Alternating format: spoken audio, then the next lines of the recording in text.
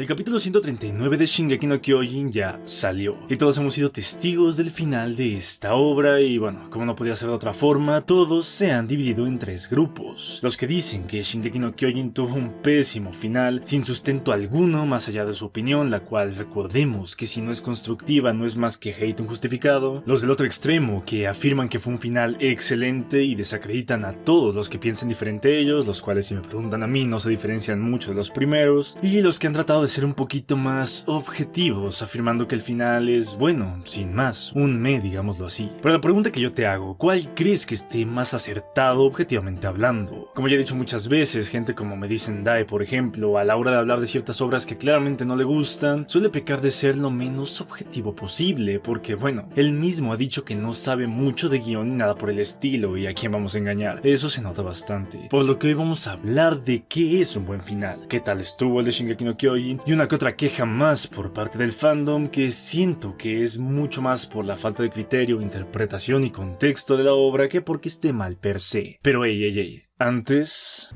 Yeah. What did you do last night? Wow, pensé que nunca me lo ibas a preguntar. Después de hacer la mención de tcgchicapu.com en el video pasado, el dueño de la página me contactó para hacer otra mención, pero esta vez a modo de promoción. Si tú eres de aquellos a los que les gustan las cartas de Pokémon, Yu-Gi-Oh y Magic, antes de ir a eBay o a Amazon a comprar paquetes super inflados en precio, yo te recomiendo ir a tcgchicapu.com para aprovechar las ofertas que esta te ofrece. Por cierto, de momento solo hay envíos a México, lo cual yo antes no sabía, por lo que ya saben. Echen un ojo si eres de dicho país. Sin nada más que decir, comencemos.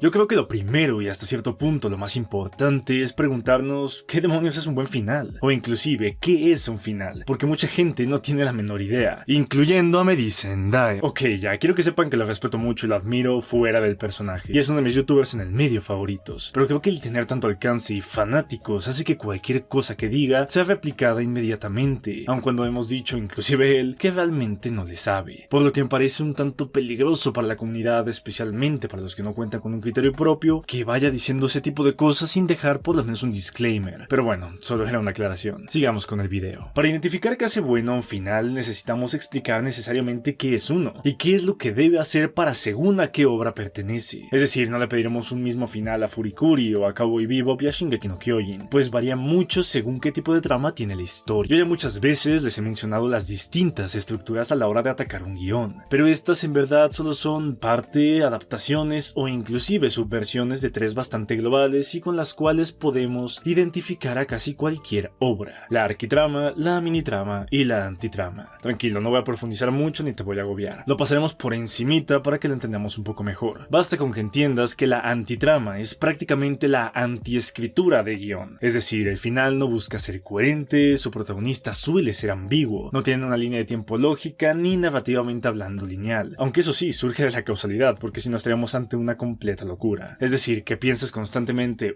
esta obra no tiene sentido y me está mareando demasiado. Obras con esto, de hecho, se podría decir que ni siquiera tiene un final como tal. Por otra parte, la minitrama es, por el contrario, un tipo de trama que sí tiene un final, pero este es necesariamente abierto, con un protagonista pasivo y que se enfoca principalmente en los conflictos internos del personaje principal. Es decir, la trama se basa casi en su mayoría en el choque de la razón, sentimiento y conocimiento del protagonista, prácticamente puros elementos psicológicos.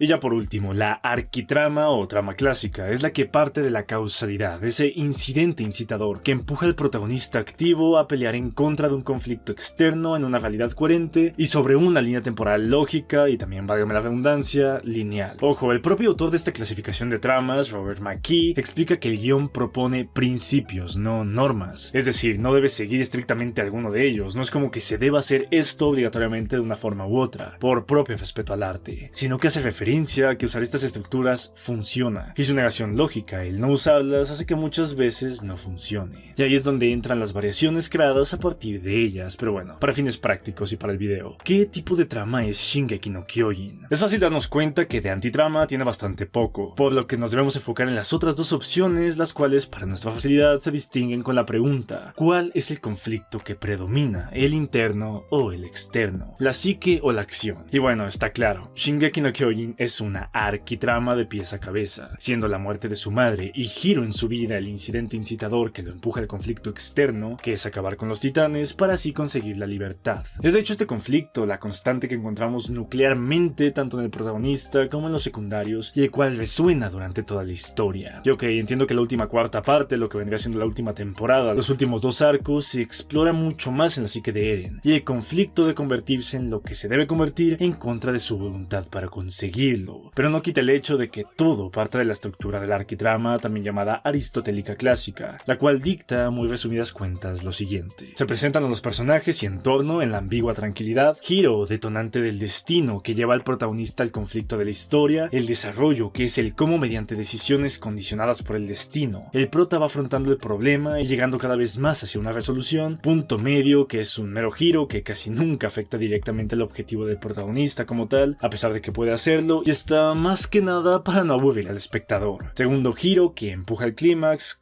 o momento de máxima tensión, y finalmente el desenlace. Ahora, como podemos ver a continuación, Shingeki no Kyojin hace uso de esto completamente. Los 3 personajes principales en tranquilidad y viviendo en una falsa paz, un ataque de titanes que viene a recordarles que no son libres, haciendo que Eren jure destruirlos, su entrenamiento y lucha con titanes, el descubrir que hay humanos fuera de las murallas y que además su padre proviene de ahí, el descubrir que él es el responsable de todo, viéndose obligado a seguir un plan para conseguir la libertad que buscaba, el retumbar y muerte a manos de Mikasa y el final que acabamos de ver. Por lo que está claro, es una arquitrama de pies a cabeza, tiene inicio, desarrollo y desenlace, pero ¿es un buen desenlace? Lo que vimos fue bueno, y en caso de ¿cómo saberlo siquiera? Un desenlace necesariamente tiene que ser la etapa donde todos los conflictos y arcos se resuelvan gracias en gran parte al actuar o al propio objetivo del protagonista, no dejando huecos y, como vimos antes, dando un final cerrado. Repito, estamos hablando de la arquitrama. Por ejemplo, y spoilers de Fullmetal Alchemist, les recomiendo bajar el volumen y subirlo cuando se quita el cartelito de aquí. En Brotherhood vemos uno de los mejores finales de la historia de casi cualquier obra audiovisual, porque está escrito al detalle para que se cierre todo por medio del actuar del protagonista. El que Edward derrote a Mestris hace que Alphonse regrese, que Mustang pueda entrar al gobierno sin sentirse mal por la corrupción del mismo, que Scar rompa el ciclo del odio ayudando a los suyos, que Hohenheim pueda morir en paz, que Ed regrese con Winry a Resenbull, que Link consiga convertirse en rey, que Mei, que no quería ser rey sino salvar a su pueblo, lo consiga gracias a Link, etcétera, etcétera, etcétera. En verdad, está demasiado bien escrito, y ese es un buen ejemplo de desenlace. La pregunta clave por lo que estás aquí, ¿Shingeki no Kyojin tiene un desenlace así de bueno? Pues...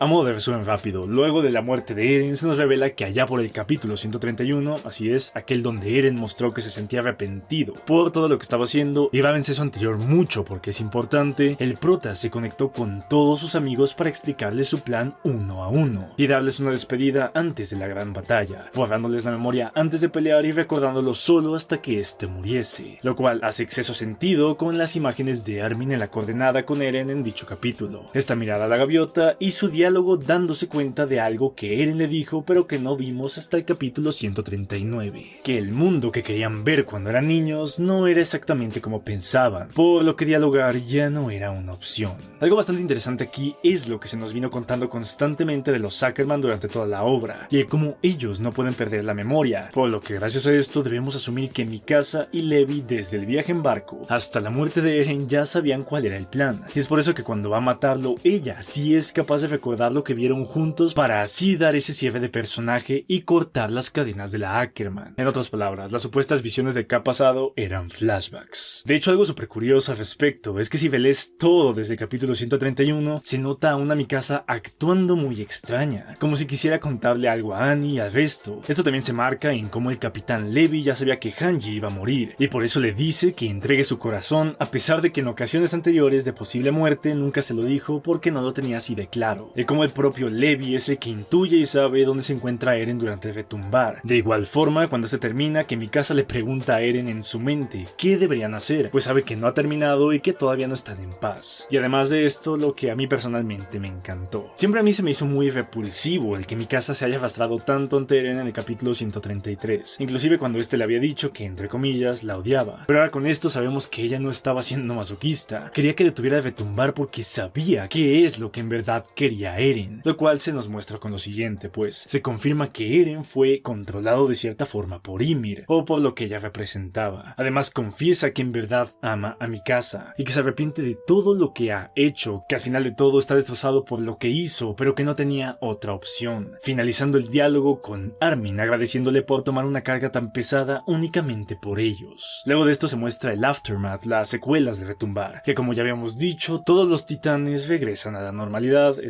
pierden sus poderes, se revela lo que dijimos antes de las conversaciones de Eren antes de la batalla, se revela que en efecto los eldianos se unieron gracias a la muerte de Eren y se le adjudica dicha baja a Armin Arlert. Es decir, se hace una analogía con Helos, el rey Fritz y los eldianos de hace 1000 años. Sin embargo, la guerra en el mundo no acaba ni acabará, pues los países extranjeros que de por sí odiaban a Paradis siguen ahí afuera, solo que ahora tienen una forma para defenderse o solicitar la paz, terminando todo en el mismo lugar donde empezó. Lo que me parece bastante acertado por parte de Isayama es que con este final que le dio a la obra, prácticamente todos los arcos de personaje fueron cerrados. Mikasa, ya desde el episodio pasado, logró asesinar a Eren para salvarse a ella misma y romper las cadenas que la unen a él. Y ojo, para todos los que dicen que Mikasa es esclava para siempre, por favor reléanse el manga, porque ahí lo dice, pero bueno. El arco de Mikasa es uno de conflicto por querer salvar a alguien que no quiere ser salvado, y es por eso que el matarlo cuando aún lo ama es un cierre de arco bastante bueno. Específicamente donde estamos en una parte en la que se nos explica que no existen negros ni blancos, sino escalas de grises. En verdad no entiendo por qué la gente quería que fuera, no, si lo mata entonces que no lo ama, no, pero si no lo mata entonces que se queden juntos, por favor maduren tantito. Pero bueno, Armin, tal como toda la obra indicaba, es y fue la esperanza de la humanidad, el único capaz de lograr lo que se logró y cómo se logró, siendo el héroe de ese momento. Levi logró vengar a Erwin y con la victoria del rubio se enalteció su decisión, la cual indirectamente también enaltece a la figura de Erwin en muerte, pues como la obra bien nos deja claro, Armin es un genio sobre hombros de gigantes, gigantes heroicos que dieron su vida por la humanidad y que nunca serán olvidados. Connie regresa con su madre, algo que se nos dice desde la segunda temporada que es su máximo objetivo y sentido de anhelo. Y sé que suena poco, pero es un secundario, por favor. Annie también se va a su arco logrando cumplir su promesa de volver con su padre y bueno,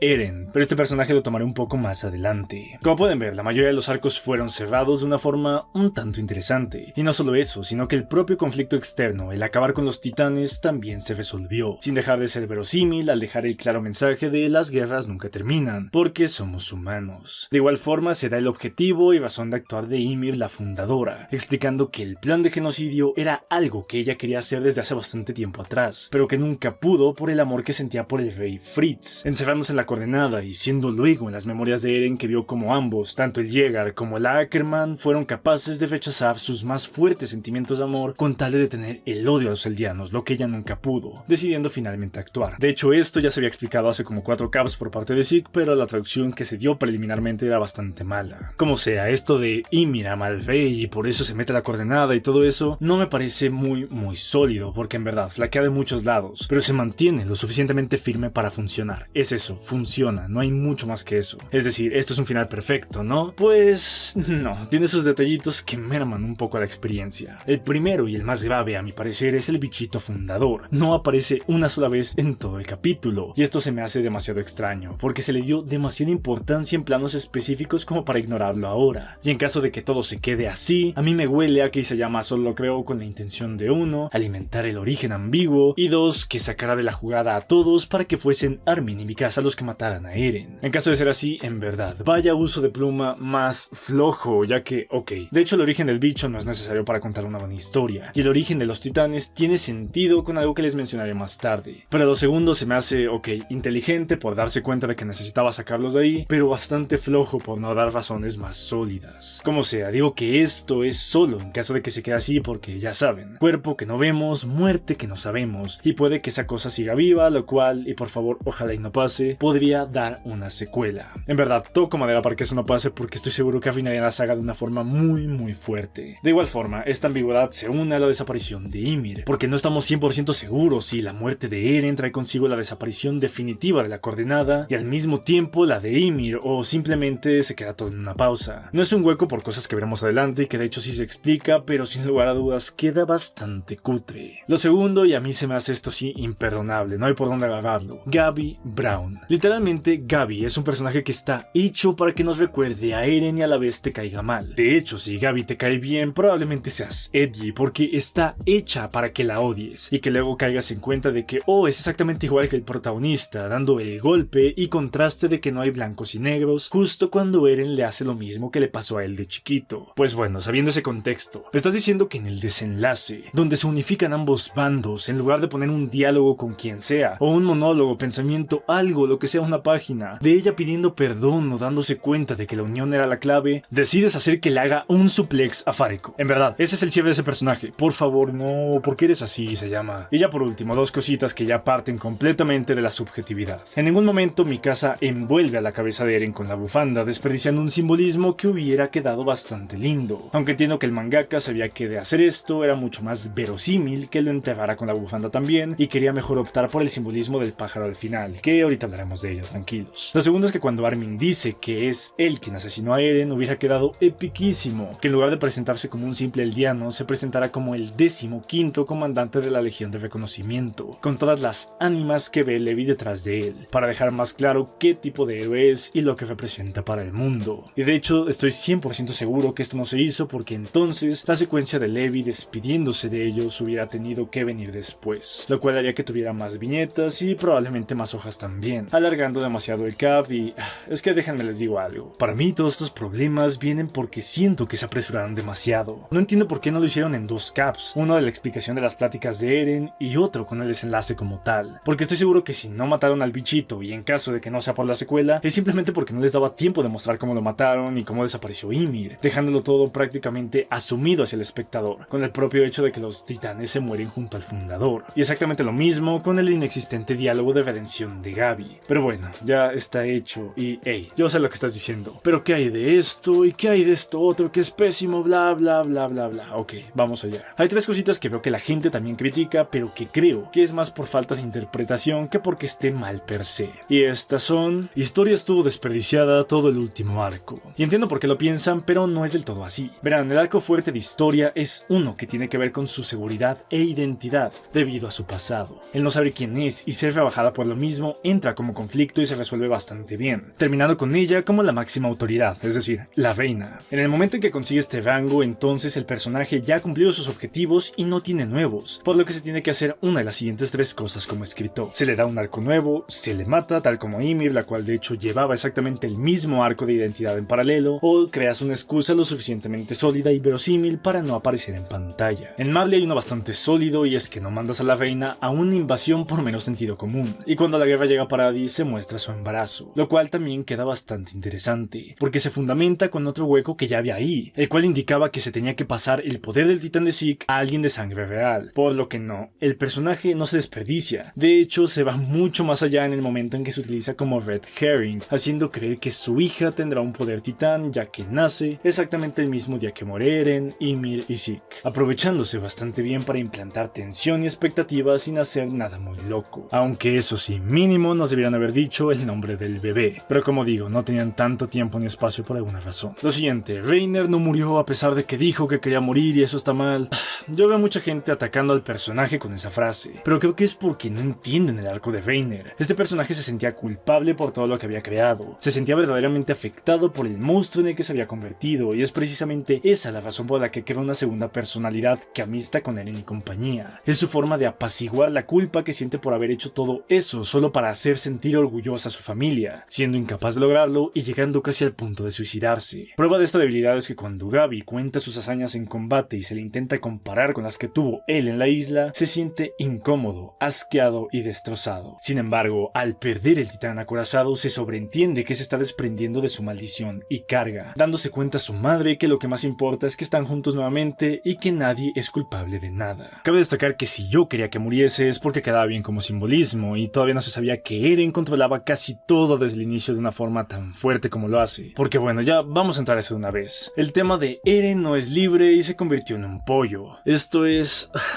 no sé, triste, en verdad no sé. Deberíamos demandar al gobierno por el pésimo sistema educativo que han implementado como para que la gente ya grandecita no sepa leer. Pero bueno, lo tomaremos con pinzas. En primer lugar, el tema de la libertad de Eren. No, por milésima vez no. El hecho de que Eren se haya dejado controlar no significa que rompa su arco de libertad. Y tampoco significa que regrese al inicio. Al contrario, contrario, lo engrandece como personaje, porque todo lo que hizo el prota fue para que todos sus amigos fueran libres, no solo él. De haberse negado a colaborar con Ymir, hubiera sido libre solo él, lo cual lo hubiera convertido en el Eren de la primera temporada, ese niño inmaduro que no se dejaba ayudar, que decía que podía hacer todo solo, que simplemente no confiaba en nadie. Eso le hubiera sido un paso hacia atrás. En cambio, Eren decide hacer todo lo que hace y tirar momentáneamente su libertad para un bien mayor, lo cual, según Joseph Campbell, es lo que el heroísmo significa. Así es, Eren cumple el periplo del héroe. Pero él dijo que odiaba a los que se dejaban controlar y que odiaba a mi casa. Ya sabemos que eso era mentira desde hace como 5 meses. Pero el fin no justifica los medios. Sí, precisamente de eso se trata el capítulo. Y su desbalance emocional frente a Armin. El llorar diciendo que sabe que actuó mal es la conclusión de una epítome de que Eren actuó como un héroe y aún así sigue siendo un monstruo, manteniendo la esencia de que en Shingeki no Kyojin el héroe y el villano parten desde la misma perspectiva y el lente por el que lo ves. Pero bueno, eso será en otro video porque se viene lo fuerte. El pájaro. Repito, no entiendo cómo leen la mayoría del manga, pero está confirmadísimo desde el Cap 130, así es, hace casi un año, que Eren es capaz de obtener memorias gracias a los animales por la conexión del fundador a la naturaleza, que se explica por sí con unos cuantos caps después, pero que además se usan los pájaros por mero simbolismo y pacto de ficcionalidad. Ah, ¿no me crees? Lo diré de forma que todos la entiendan, ¿ok? Mira esto, Eren recuerda en sus memorias haber visto de frente, esto es un pop, a Falco apuntando su mano hacia arriba, y sabemos que son memorias porque el recurso visual para todos los fragmentos es dar viñetas en ángulos extraños. Pero en verdad quien está viendo a Falco en este momento, así es, ni más ni menos que un halcón. Otro fragmento que tiene es el de estos pájaros mostrados en el Cap 120. Pero te pregunto, ¿acaso Eren tiene un dron o tiene una grúa para grabar a los pájaros desde atrás? ¿O la habilidad secreta del titán volador helicóptero Apache AH-64 Turbo? Pues evidentemente no. Todas estas memorias son de Eren a través de estos seres, como se termina de confirmar en el Cap 139. Y todo esto es por la analogía que hay entre Eren y la mitología nórdica. Isayama es fan de la mitología en general, lo ha dicho varias veces, pero Shingeki no Kyojin está completamente influenciada por la nórdica, y Eren, el protagonista, representa a Odín, no por nada su nombre es alemán. Nosotros lo solemos recordar o buena onda como en el UMC, o un tirano como en los cómics de Marvel, pero la realidad es que en los escritos se lo toma más como un mesías con un hambre de sabiduría que lo lleva a iniciar un viaje, uno en el que Eren se ve reflejado. Te lo contaré con imágenes del manga de Shingeki no Kyojin para que veas la clara relación. Odín tuvo que sacrificar su cuerpo y alma para poder ver el futuro. Con esto descubrió que al final todo estaría bien para su gente, pues vendría una paz temporal, pero que lamentablemente vendría un caos inmenso, casi ocasionado por él, y donde moriría, llamado el Ragnarok. Además, fue en todo este proceso que el propio dios sacrifica su ojo, y nunca más volvería a sonreír. En verdad hay muchísimo que desarrollar aquí, pero sería un video muy largo. Solo te diré el resto de referencias más claras. El famoso escrito de George von Rosen, donde menciona que al sentarse con los suyos, Odín animaba a sus compañeros para combatir, pero que una vez llegó la guerra, su comportamiento se hizo completamente sombrío. El Yggdrasil, árbol del universo, origen de toda la vida, representado mediante el principio de causalidad y pacto de ficcionalidad, con el bicho por el cual Ymir obtiene el poder titán en el árbol. El sacrificio de Odín en el Yggdrasil para conseguir su tope de conocimiento y poder, aunado con el propio Rodvis diciendo que el que obtenga el poder del fundador debe ser visto como un dios. El nombre de Eren Yeager, cuyo significado es el cazador santo o el santo cazador, junto con la tropa de reconocimiento, haciendo directa referencia a la cacería salvaje de Odín. Inclusive en las formaciones hay similitudes. La lucha de Odín contra los gigantes de fuego representados por los titanes, etcétera, etcétera, etcétera. Y ok, puede que suene a un Snyder Cut nórdico, pero te preguntarás, ¿esto de qué nos sirve para Shingeki? Pues te lo explico. Odín, cuando consiguió su máximo poder, seguía siendo mortal, y por tanto no era omnisciente, no podía ver a todos lados. Sin embargo, muy inteligentemente logró dividir su espiritualidad en 3 entes. Uno era su propio cuerpo, y los otros 2 eran sus cuervos, Hugin, el pensamiento, y Mugin, la memoria. No los podía controlar como tal, no eran él, pero era a través de lo que estos veían que lograba saber qué pasaba en todo Midgard, adquiriendo estos recuerdos fragmentados en espíritu entre él y sus aves. Pues bien, en Shingeki no Kyojin se toma esto, más que eso se adopta, se implementa casi como un ensayo, aplicándolo obviamente a las normas del titán fundador con el hecho de que Eren siempre estuvo observando todo, y que en todo momento que hay un pájaro, es Eren utilizando la conexión del fundador a la vida misma para poder saber qué es lo que pasaba. De hecho es algo que se ve más o menos en el opening 3 del anime, pero bueno, X. Cabe destacar que se utilizan aves por mero simbolismo, ya que estas representan la libertad, es decir, estos seres son el medio por el que Eren llegará a la libertad, pero no se queda ahí. En el primer cap aparecen patos, 2 específicamente, los cuales representan unión y confort si estos están en su hábitat, pero cuando a estos se les ve trasladar trasladándose en grupo significa un mal presagio, algo malo que está a punto de suceder, en este caso el primer giro de la historia. Además, dato curioso, el hecho de que sean patos indica que cerca se encuentra el mar. Escritura de mundo más 10, señor, y se llama. Por otro lado, cuando se nos muestra el retumbar, Eren ve todo a través de cuervos, los cuales representan la muerte, la tragedia y la corrupción. Falco ve un halcón en la guerra, que significa superioridad de espíritu, concentración y profecía, siendo un foreshadow a su victoria en la guerra un cap después. Pero sin lugar a dudas, el más importante es lo que vemos en el capítulo 130, una gaviota acercándose hacia el barco donde está Armin y compañía. Un planting que se apaga 2 veces cuando después nos damos cuenta a través de dicho elemento que se venían las pláticas que mencionamos hace rato. Y es una gaviota porque, exacto, como está en el mar es lo único que quedaba, ¿no? Pues no, esto también está planeado y a mí me sorprendió, porque si bien todas las aves tienen ese significado de libertad, las gaviotas son los que más lo representan, siendo un gran acierto considerando que les va a explicar su último plan. De igual forma, el propio nombre de Armin significa guerrero, águila, animal de máxima jerarquía entre todas las aves, descrita como la única capaz de llegar a tocar o representar la majestuosidad de los dioses. Por dar un último ejemplo, el cisne es un ave que en la mitología nórdica se consideraba el más hermoso y misterioso, representando los misterios no descubiertos de los humanos, llegando a tal punto que los propios cuervos de Odín eran llamados cisnes por este temor inducido. Además, el nombre de Mikasa es literalmente eso, una mujer soldado que es hermosa, y los Ackerman son una familia extremadamente misteriosa, por lo que el opening 4 del anime llamado Cisne Rojo está claramente dirigido desde Eren hacia Mikasa, pidiéndole que abra las alas ensangrentadas que tiene, que siga la libertad que no había tenido por mancharse las manos a costa de salvarlo a él, para luego llamarla Ángel Caída del Cielo. A esto le sumas uno que otro simbolismo de Mikasa con alas y todo hace sentido, todo empieza a hacer clic.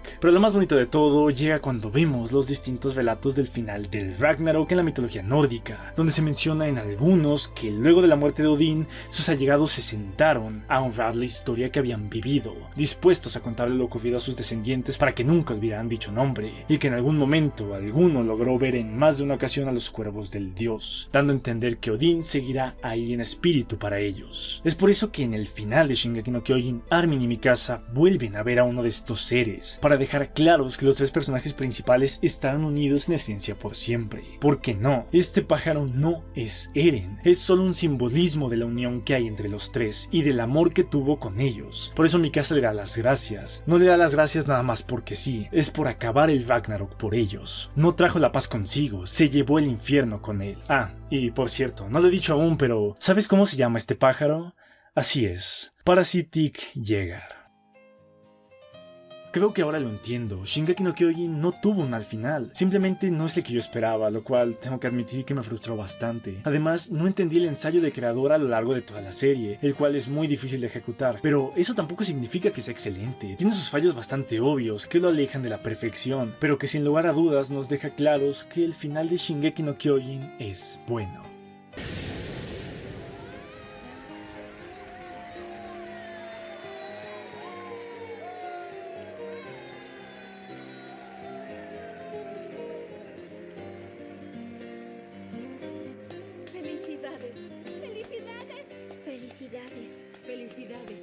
Felicidades.